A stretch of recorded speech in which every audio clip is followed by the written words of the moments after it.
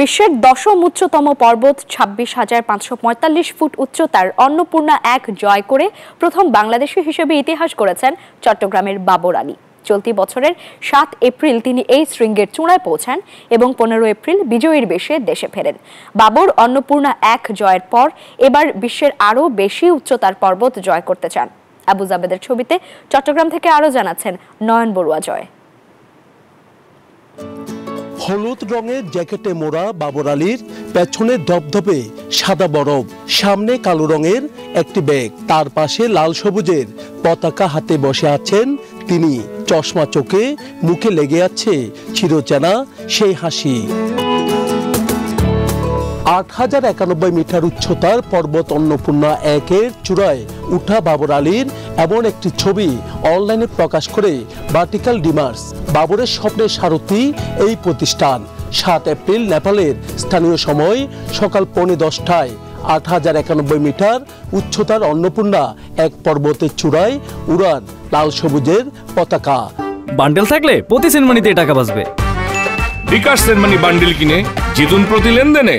আমি যেদিন চূড়ায় পৌঁছেছি ৭ এপ্রিল, সেদিনই ২ জন শেরপা ক্লাইম্বিং গাইড তারা প্রাণ হারিয়েছে তুষারধসে। সবচেয়ে মূল চ্যালেঞ্জের জায়গাটা ক্যাম্প ২ থেকে ক্যাম্প ৩-এর যে অংশটুকু, এটা কুলোয়া বলে একটা জিনিস বলে, পর্বতগাত্রের একটা সংকীর্ণ অংশ যেখানে মধ্য দিয়ে সবসময় পাথর, তুষার, বরফ এসব পড়তে থাকে।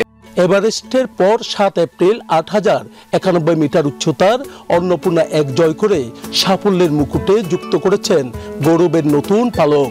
৬ এপ্রিল বিকাল ৪:১০ আমি ক্যাম্প ৩ ছেড়ে বেরোই এবং আমি চূড়ায় পৌঁছাই পরদিন কন্টিনিউয়াস ক্লাইম্ব করে, পরদিন সকাল ৯:৪০, অলমোস্ট ১৭.৫ ঘন্টা ক্লাইম্ব করে আমি চূড়ায় পৌঁছাই। মাত্র ১ বছর আগে ষষ্ঠ বাংলাদেশি হিসেবে বাবর আলী জয় করেছিলেন এভারেস্ট। একই অভিযানে প্রথম বাংলাদেশি হিসেবে জয় করেছিলেন আরেক পর্বত লোসেও। এবার অন্নপূর্ণা ১ জয়ের পর বিশ্বের সর্বোচ্চ পর্বতের বাংলাদেশের পতাকা উড়াতে চান তিনি। ভারত পাকিস্তান মিলিয়ে ভারতেরও কারো সেই কৃতিত্ব নেই, পাকিস্তানের শুধু একজনের আছে, শিরবাজের। তো ওই অ্যাঙ্গেল থেকে চিন্তা করে আমি চাই আসলে ধীরে ধীরে বাকি ১১,০০০ মিটার পর্বতেও ক্লাইম্ব করতে। সন্তানের এমন সফলতায় আনন্দ উচ্ছ্বাসে বাবরের পরিবার।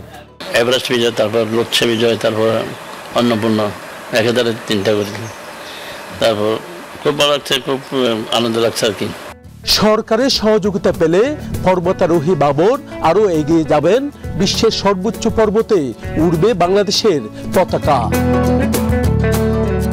নয়ন বড়ুয়া জয়, নিউজ 24, চট্টগ্রাম।